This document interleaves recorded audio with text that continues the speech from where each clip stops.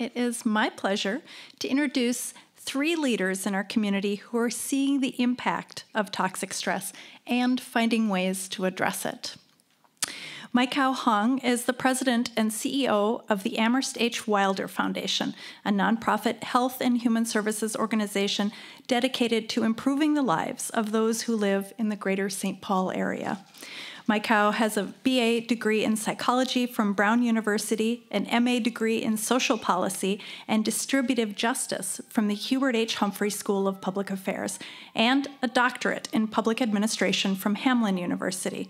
She's been recognized with multiple awards for her work, including the Humphrey Public Leadership Award and the Council on Asian Pacific Minnesotans Leadership Award. Welcome. Thank you. Michael Troy is a clinical psychologist at Children's Hospitals and Clinics of Minnesota. There, he's the medical director of behavioral health services and associate medical director of the Children's Neuroscience Program. Michael received his undergraduate degree from Lawrence University and his PhD in clinical psychology from the University of Minnesota. He is co-author of the book Disorders of Childhood, Development and Psychopathology. Welcome, Michael. And Sondra Samuels is the president, CEO, and co-founder of the Northside Achievement Zone. Focused on ending multi-generational poverty through education, NAZ has become a nationally recognized model for comprehensive community development and systems change under her leadership. Prior to leading NAZ, Sondra was president of the Peace Foundation. She has an MBA from Atlanta University and currently serves on the board of the Children's Defense Fund and sits on the leadership team of Generation Next and the African American Leadership Forum's Education Committee. Welcome, Sondra. Thanks. I would like to start our discussion building off of Megan Gunner's presentation. And so we've just heard the latest research on toxic stress and its contributions to developmental delays and disparities. I'm interested in the concrete ways that our panelists are using this knowledge. MayKao, how is this growing understanding of toxic stress influencing the work at Wilder Foundation? It's all of the work around toxic stress and what we know about brain development is leading us to, we've been doing programming, applying the science that Dr. Gunner shared in multiple ways. I guess one of the ways that we think about it with really early childhood development, we are experimenters in improving the human condition. We've worked with parents and toddlers 16 months to age 5 in our Child Development Center to really embed into the programming the understanding that social and emotional well-being is a basic need. So one of the things that we've been pushing out is that children who experience toxic stress, that resilience can actually be built. It can be built in formal settings, it can be built in informal settings. We're doing a lot of training of other providers in the community to say, you know what, developmentally, the earlier you intervene, to actually re-engage parents in that relationship, the better off we are as a society. So the fact that we've made progress in early childhood screening, age 3 and up, is great. But I agree that part of the push is really making sure that we're spending enough time with actually parents who still have, moms who are still, they're pregnant and they have a little one, and how do you actually manage some of that stress? So we're taking a 2-generation approach in everything that we do at the Wilder Foundation.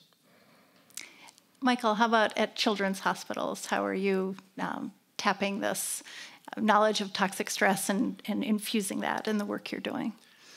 Well, and I guess in a few ways. You know, one thing to point out is Dr. Gunner described toxic stress. It was really in the context of normal brain development. It's not a separate thing that's different than everything else. So we feel, in particular in primary care, that our primary care providers are among our most important developmental sentinels. They're where families turn. They are on the scene early. So an increased emphasis on early screening, of course, for expected developmental milestones, some of those things, but also for these kinds of stressors, for the kinds of contextual problems that affect both the parent and the developing infant. So screening for normal development and for elements that would be considered toxic stress is important.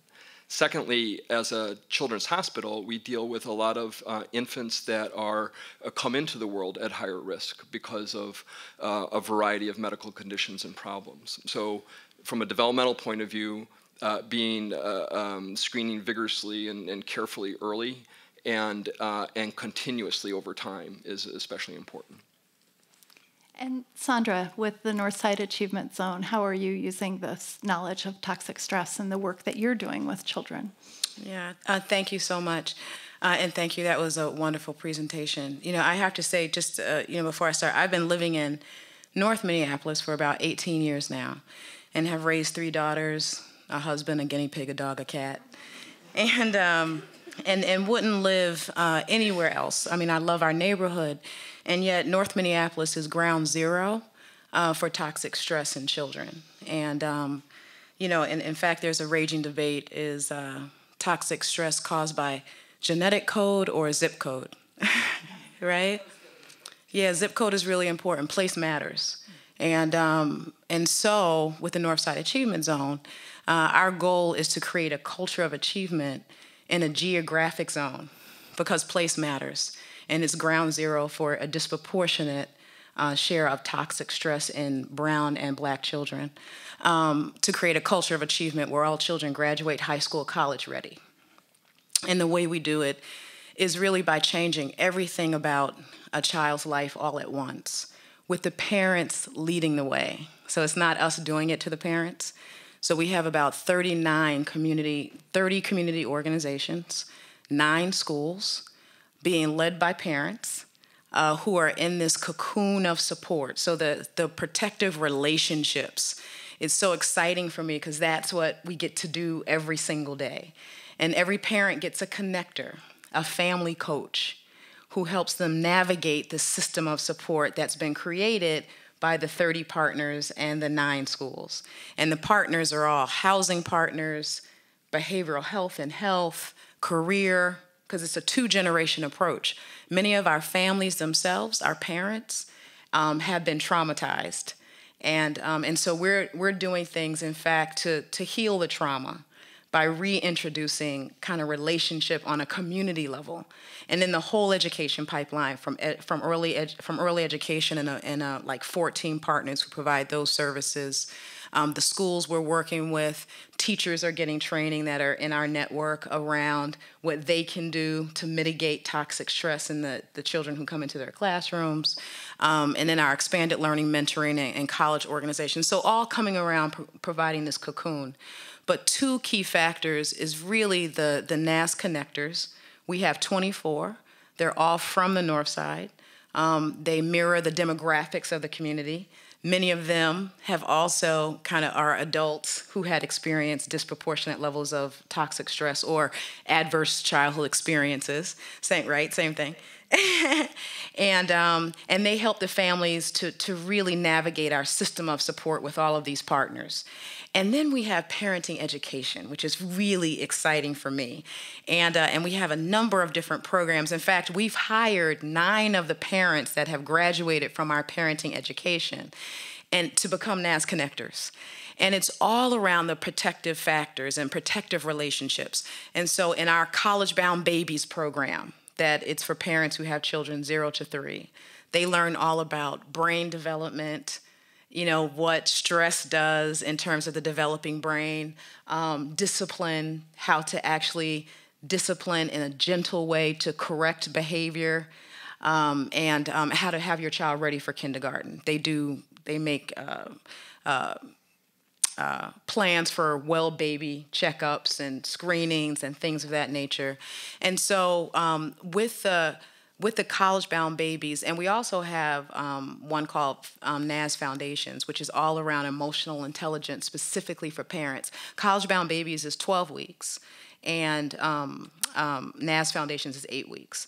And so parents are starting to realize how their parenting, some of the things that happened in their environment, some of the social determinants of health, plus some of their own parenting that they had, how it's led them to be who they are with some of the challenges, as well as assets that they might have. And so we have over 600 parents now who are making different decisions around how they parent and what community actually is. Great, thank you. So this research on toxic stress provides us with this helpful unifying framework that a person's collection of health and social issues are a result of their attempts to manage this overwhelming stress. But I'm wondering if the term toxic stress may also put a negative label on families and young people, like calling people at risk. So I'm wondering, how do you avoid stigmatizing people experiencing this stress? Michael, do you want to take that one first? Yeah, sure. I think it's a great point. And when we think about the term toxic stress, and if we think about what Dr. Gunner was saying, it's what happens. But the key thing is there a context where there's a supportive and effective caregiver? So it's not the thing that happens to you. It's the context within which it happens. I mean, it is the thing to a certain extent.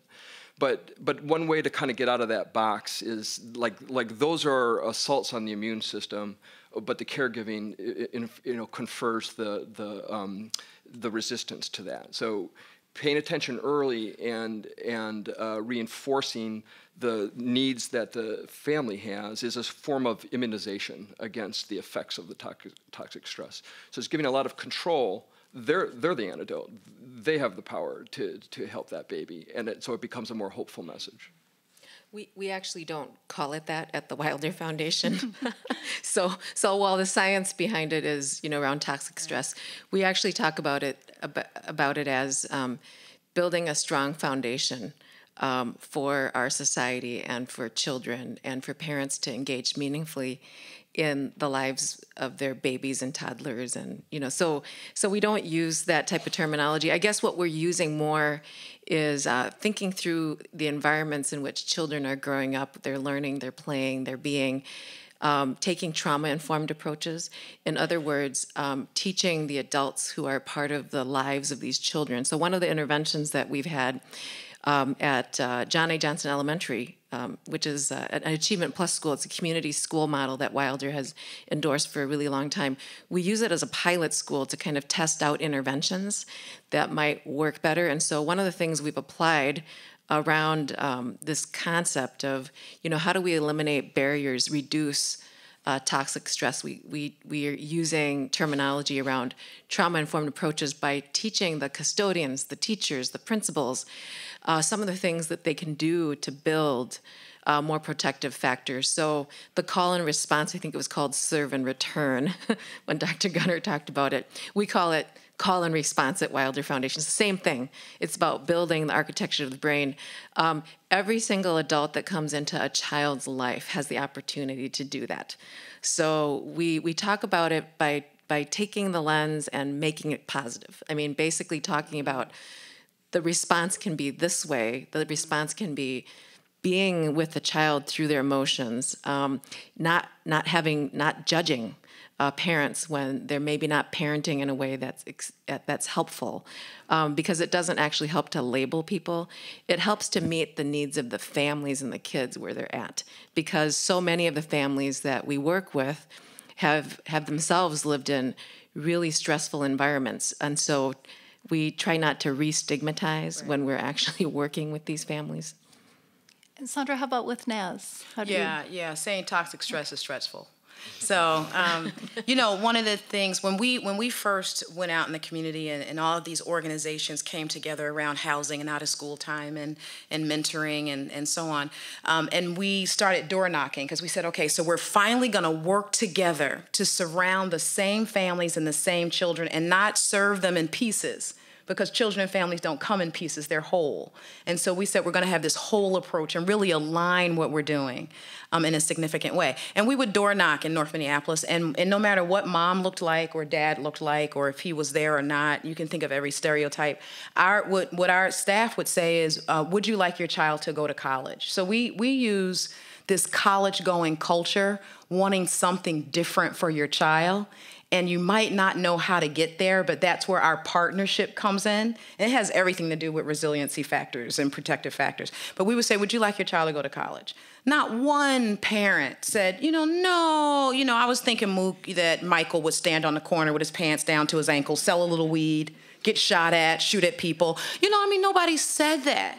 100% of people, if they open the door and talk, they said, yes, actually I do.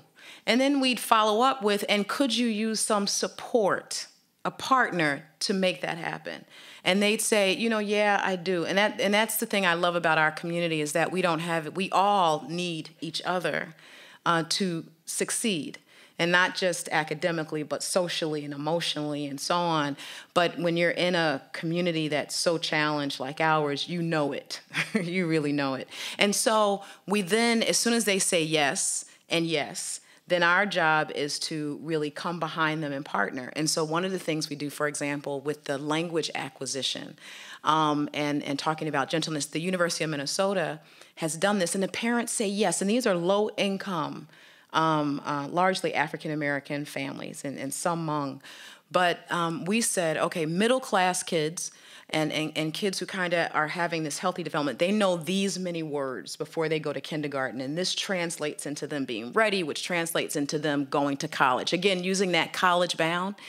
And low-income kids only know these many words. It was what you had on your chart. So we show them that. And then they say, wow. And we say, if they just knew more words, and not that you necessarily have to read more, just talk more. Because that's the thing in low-income communities, that particularly African-American, the same level of talking to your child doesn't happen. And they say, wow, I want to do that. They allow us to use a process called LENA with them, language environment analysis.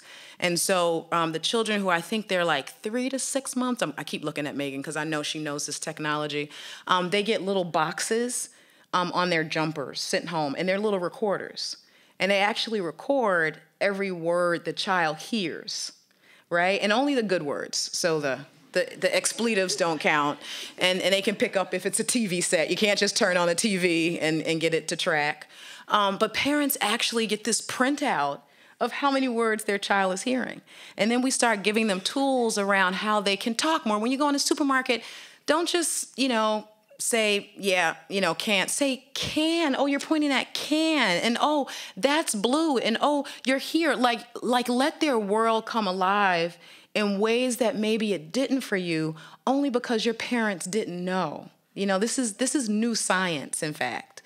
And they start doing it. And then at the end of the 12-week program, we give them another chart. We do the children again, and they see this a meteoric rise in the amount of words their children they have heard.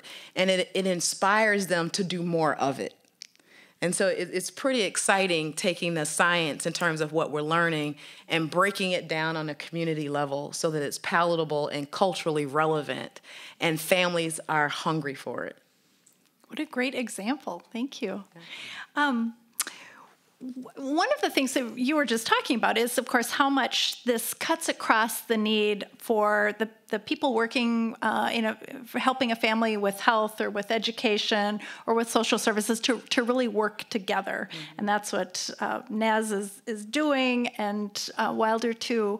But tell me a little bit, maybe MayKao, if you want to take this one, tell me about that effort to try to create this holistic approach with a child, and how difficult is that to do, or is it just in these isolated pockets of the families lucky enough to work with Wilder or lucky enough to be part of NAS?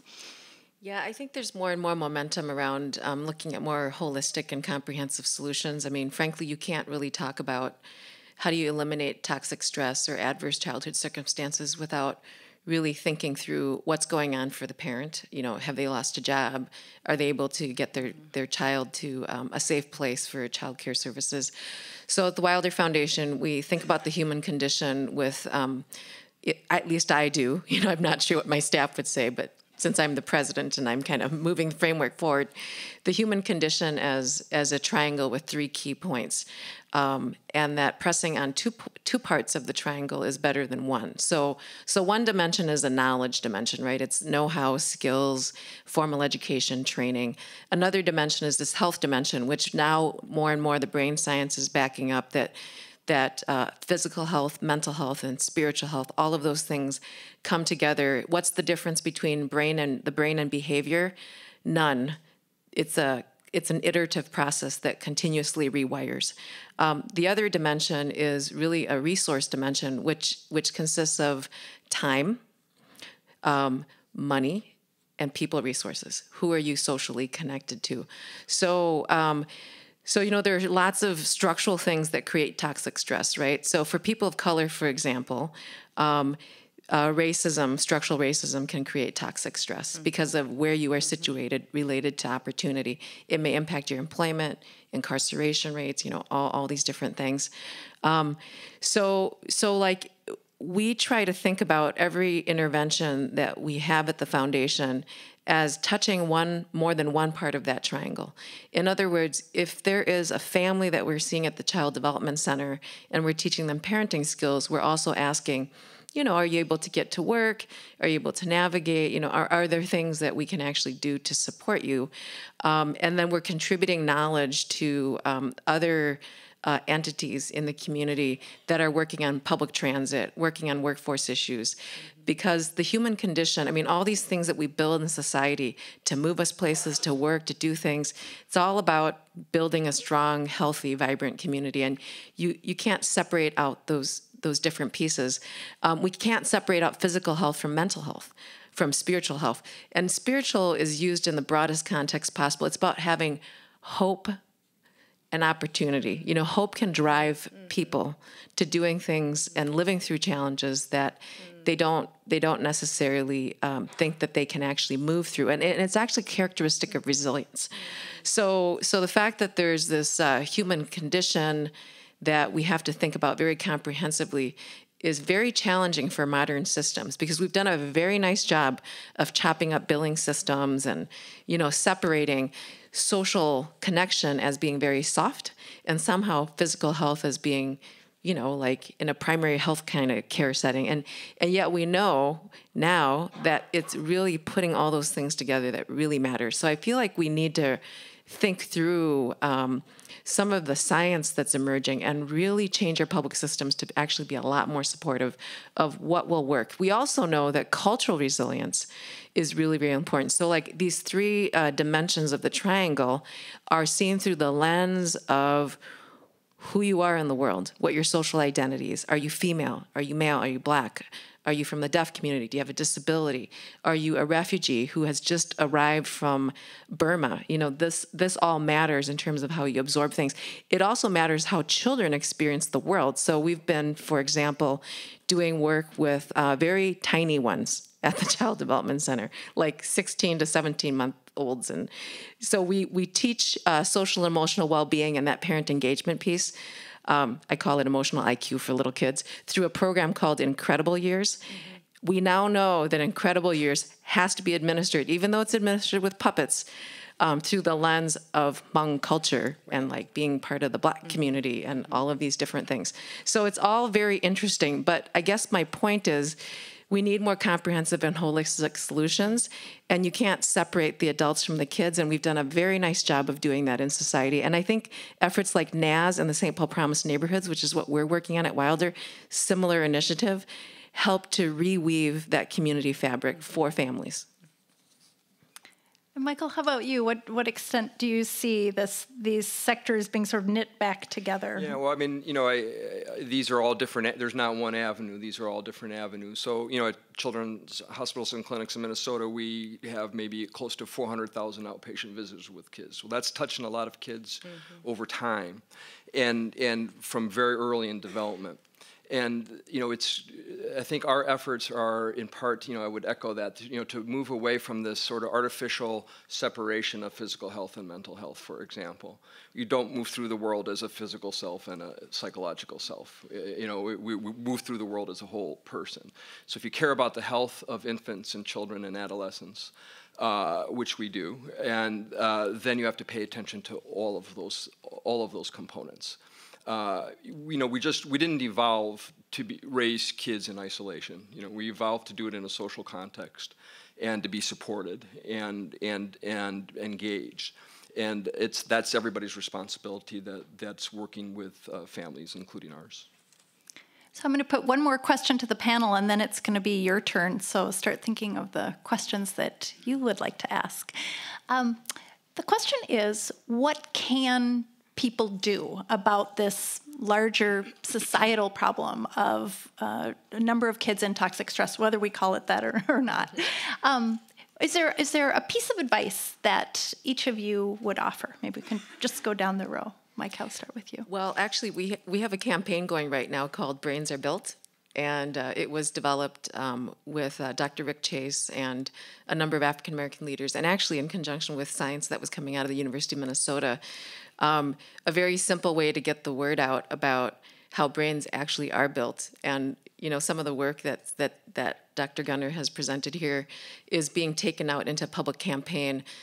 We have something called the Living Room Project, where we're trying to get volunteers to actually host conversations at churches, in their homes, in the community, to put out common parenting wisdom, like you can't, one of the things that we know is you can't ever hold a baby too much. And yet, a lot of people say, don't pick up, like in my culture, I'm Hmong, don't pick up a baby if the baby is crying, because the baby will get spoiled over time, right? It turns out that that's actually not very effective, and that, the call and response wiring in the brain in terms of relationship development doesn't get fully formed. So we have African-American leaders in St. Paul who are helping to shape the conversation, and, it needs to extend beyond that. So that's a very simple, concrete thing to do. You know what? Host something. Talk about this brain science, and, don't make it so complicated. When kids have mastery, choice, self-efficacy, they have meaning in their lives, and that can happen all over the place. Playgrounds, churches, a positive interaction with someone on the playground who's an adult that's different from them, adopting a trauma-focused approach, setting up physical structures that welcome children. I mean, these are all very easy things to do. Michael Troy, how about you? I think if I had to pick one thing from my point of view, from our point of view, would be to recognize that development doesn't start on the day of that birth. It's a change of address, but the developing brain, is still developing like it was the day before. So there's a focus on the first 1,000 days, is sometimes the way it's referred to. So everything that happens in the life of that mother, in her health, physical and psychological, matters to the baby, and sort of starting the clock then, not starting the clock later. I think that would be my wish, that we increasingly understand that and recognize that we can do a lot to promote the health of that individual over their lifetime, even before they're born, and then certainly in those early months and first couple years. Yeah, and I think we have different roles to play in showing up as Americans, and this is about the future of our country, by the way. I mean, this is like a big freaking deal. and so, if you're a low income parent who's living in the neighborhoods, the places where the environmental stresses and behavioral things that happen that cause stress, the domestic violence, the untreated mental illness, the substance abuse. I could go on. There are so many things that we can do as individuals. So, seeking support for that. And that's what we try to do in community, and that's why the connectors represent community, because we can talk to another family that culturally it's not cool to go seek a mental health support, and we can say, and the connectors use themselves as role models to say, I did. And so this is something that we do in our community, right? So there's certain things we are talking to our parents about, but then there's a whole nother level of, and MayKao really started getting into it around the environmental causes of stress, which any kid born in my zip code or their parent didn't cause because of their behavior. And that is the disproportionate concentration of level 3 sex offenders that come right to my zip code. And I've seen little girls on the bus stop who their parents will talk to my husband about the creepy guy who was out at the bus stop trying to get the girls to come. That's stressful. Or the disproportionate share of slumlords that go into low-income communities and buy up properties and then have mold and lead and ticks and mice. I could tell you some real stories, right? And so then we tell people, take care of that asthma, right? When they go to the emergency room from these low-income communities, and then we send them back to the slumlord's apartment that has all the mold, right? And we're not, so on a policy level, a food desert, so on a early childhood, we can absolutely, if every American made a decision that we were going to make sure and demand that every child had high-quality early learning opportunities, that every single child, if we said it was going to be done, it would be done. We can get a person on the moon. Every child can have high quality early childhood support, but we have to demand it of the people we put in office. And so, you've kind of wound me up, and I could go. So, but it really is about, so what can we do on a policy level? If you're not living, in these places where you can influence your neighbors and support them in that way. But then there's also all of the volunteering. So we know that one of the number one things is a child having a caring adult in their lives. And so people can mentor. And through Big Brothers, Big Sisters, different, which is a partner of ours, different organizations, they can volunteer to engage with families. And there's so many opportunities to do that. So it's policy and it's practice around the volunteerism. And then it's in these relationships, these dynamic relationships that I'm honored to have because I live in the middle of North Minneapolis.